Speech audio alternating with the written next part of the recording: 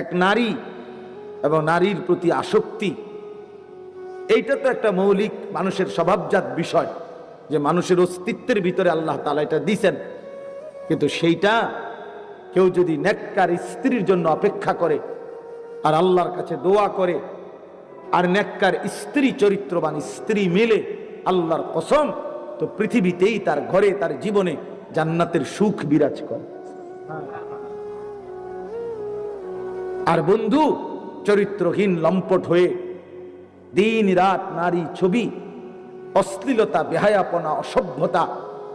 বেহায়া বেপর্দা কোনো নারীর পিছনে ঘুরে,